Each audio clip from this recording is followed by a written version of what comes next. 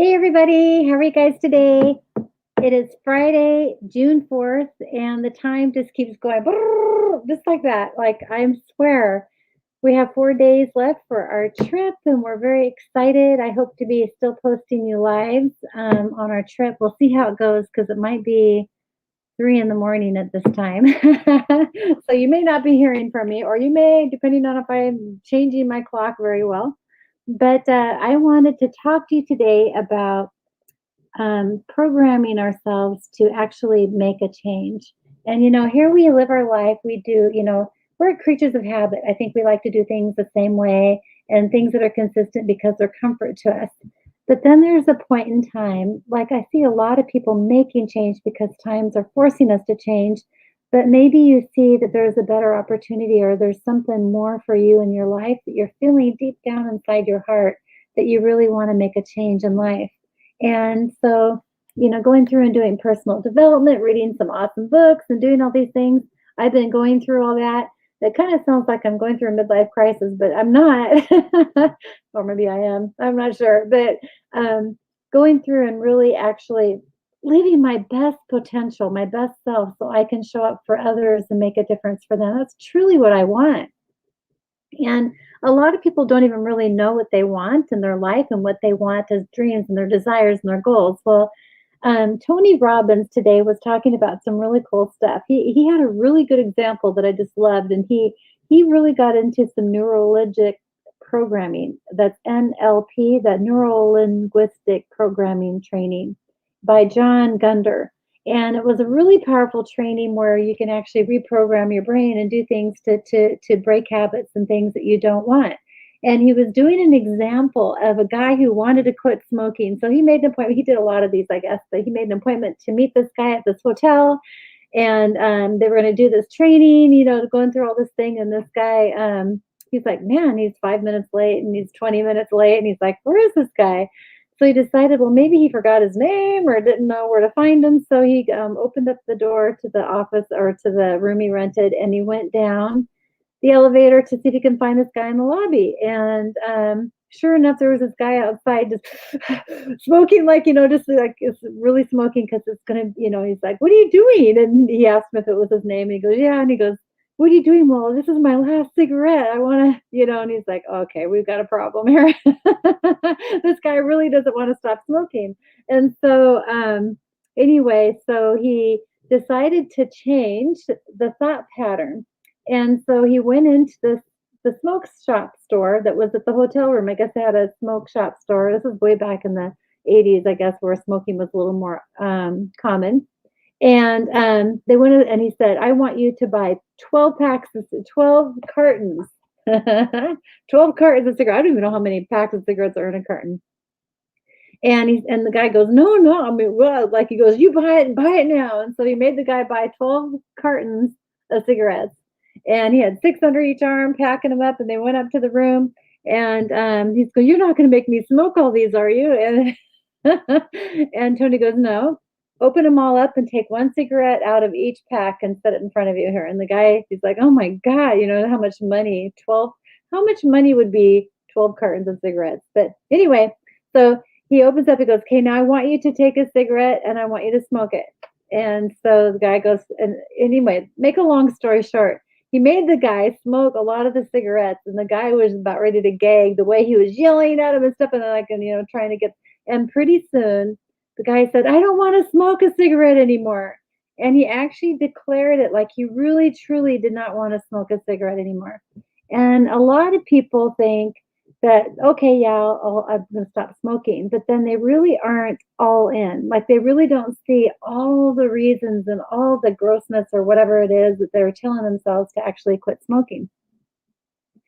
And so, what are the real commitments that you have and the things that you want to change in your life?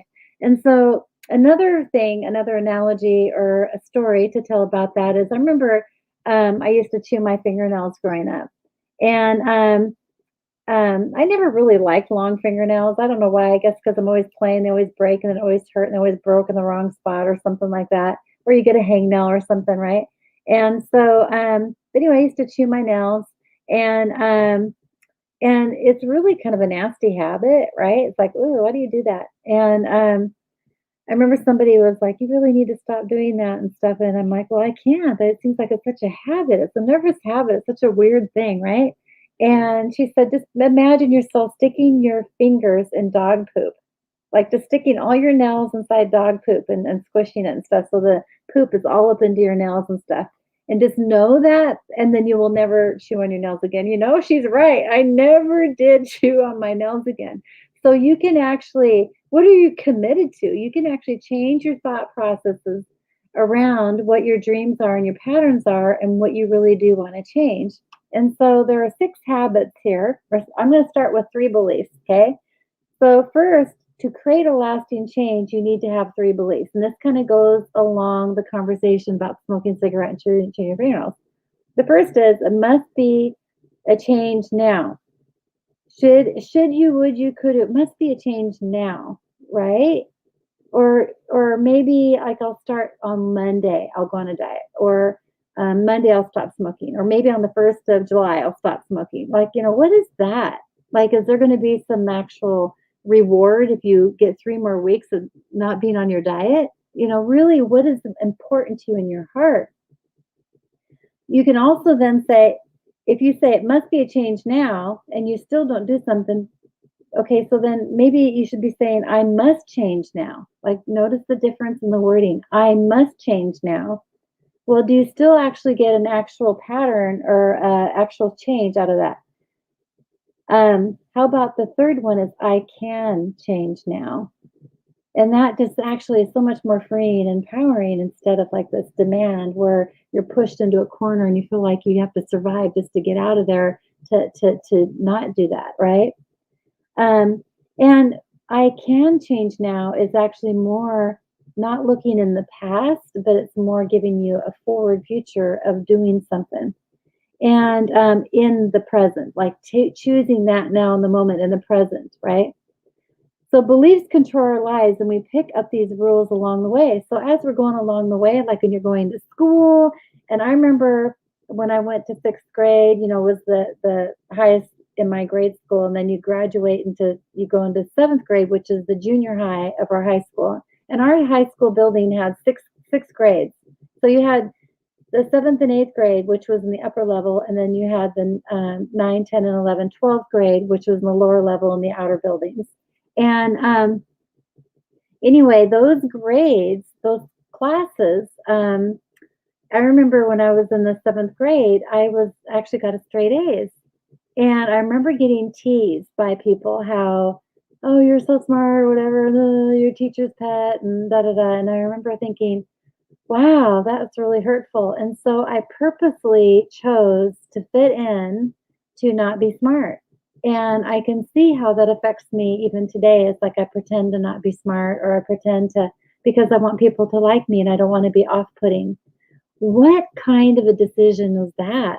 And if you live your life 30 years after high school and you still are trying to be accepting and be stupid so other people like you, well, that's not very respectful for other people either, is it? So don't own those beliefs, what other people are teasing you about. Actually, it's actually really accomplishment. I mean, it's a compliment from them when they tease you, right? A belief is a feeling of certainty about this. Like if you have a belief about you and yourself, it's a certainty about something. You've seen it all last year, even during these marches and these protests. People have a belief and they're very strong about it. And that means you're very certain. But there's an emotion behind it, right? It doesn't mean that it's true. Like, really, what is truth? Truth is a definition of what you say or what your description of is that. But it doesn't necessarily mean that that is truth because truth is only a description. And so, in order for you to switch patterns, like really when you have a belief of growing up, maybe it's a religious belief, maybe it's how you have to set the plate for dinner, so, how you do different things and different habits that serve you in life. And that habit and thing could be passed on from generation, generation, generation, the way you think and believe. And that doesn't necessarily mean the way you guys eat dinner is the same as the way I eat dinner is the belief is right. So to switch those patterns to be accepting and open-minded is really what's powerful, and not to have to be righteous about it. Okay. So to create this lasting change, momentum is forward motion. If you want to move from past thoughts and perceptions and beliefs of how you should smoke cigarettes every day or choose your nails every day or whatever, you can move forward by creating emotion. E dash motion puts you in forward motion, right? And so what keeps you going is emotion behind it. So, what emotion do you really want about quitting smoking? So, the first thing that you're going to want to think about is what lights you up. Number one, the strategy for consistent change is to put yourself in a peak state, he says. What is peak state? That means bringing energy to it, getting crazy, wild, crazy. That is creating motion, emotion, and putting that towards something to make a difference and a desire to actually have a change for it. And this turns your nervous system up. It's like if you're sitting down like I am right now, but if you stand up and you really get excited about things, that's creating emotion, and it actually changes some of the thought patterns and neurologic patterns. I can't even say that. But it changes those patterns so that you can start having motion forward. Okay. You're basically turning yourself on. Number two, it's find your passion. Like what lights you up? Really, what is your passion about? Why do you want to quit smoking? Or why do you want to be travel the world? Or what is it? What are those things that you want in your life?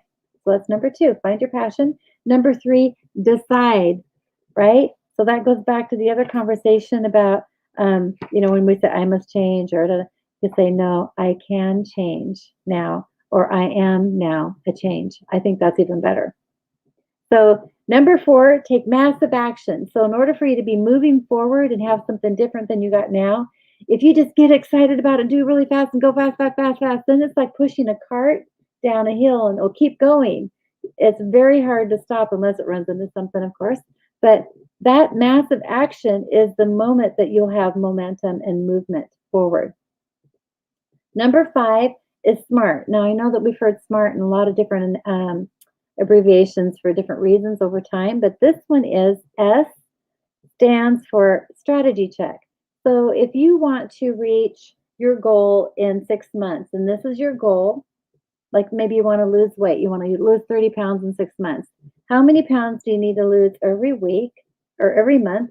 How many pounds do you need to lose every week? How many pounds do you need to lose a day? And what is it that you're going to need to do every day to lose that weight, right? So if you work your goal back and have a strategy check every week or every day or whatever it is for you, that strategy check is very powerful in being able to help you measure your goals and to see if you're on track. That's M is measure the goals. That's number two part of that. And so making sure you're measuring. If you don't measure, you're just wandering. And I have to admit, I suck at it. I've been talking to you guys about tracking my habits. I've got up to 20 habits a day, and my habit sheet, I don't even know where it is anymore. Look at this desk. It's such a mess. But yeah, here's my habit sheet. And here's June. Look, we're already on day 4. I failed. Well, I've been getting up at 4 in the morning and watching this Tony Robbins thing for the last 2 days. So I'll give myself a little bit. I'm still doing some powerful things, right? Okay. So we'll give myself a B- on that. Okay. And then A in the word SMART is access. It is giving you results. So in order for you to be able to be moving forward and stuff, you're actually deciding all these things actually is the access to your mind and empowerment to have you make it forward, move it forward. It will give you results when you're actually looking at the strategy, the measurements, and so forth. R, reinforcement. You want to reinforce what works and get rid of the stuff that's not working. And so take a look at all those different things and stuff like that. And Alexa, quiet. I got Alexa reminding me to do things because, yeah, I'm doing a lot during the day and I want to be reminded from time to time when things are going on. So that is a structure. That is a strategy check for me. T, take new action. Actually change it up a little bit and make it exciting and make it something very fun that you want to do. So those are the strategies for consistent change in your life. And I hope this was helpful for you. I have some homework if you want to choose to accept it. Is that what you want to do is write down all the things that you love in life and write down as many as you can, like all the things you love in life, because another way to access and to have consistent change is to show up with gratitude. And instead of forcing all these things that you want to do. And I tell you what, that is something that I wasn't very good at doing that my whole life. I think probably because I worked quite a bit growing up and it was expected. If we want food on the table, we need to do this work. And so I think it's real important to be able to recognize that it doesn't matter your background and stuff, that people still want to be appreciated and respected and loved. And coming from that angle, I think it lets down all those, I need to get this done. And it actually then serves everybody and you actually get the result you want in the first place. Okay, what is the thing you hate? Like what things do you hate? And write down all those things. And the reason why we talk about those things, because sometimes that drives you into change. Like if you hate smoking and you want to quit, but you can't, use that as something to move you into motion. So remember, it doesn't matter if it's a good emotion or a bad emotion, those things will actually help you with your change. So thanks so much for listening, you guys. I hope you have a beautiful day. Have a great weekend. And we look forward to talking to you again tomorrow, hopefully. Take care, okay? And again, if you want to like this post and share it or talk about it, I would love to hear what you have to say. And engagement and talking about this stuff is really where actually part of that process also starts. So, okay, thank you again. Take care, all right?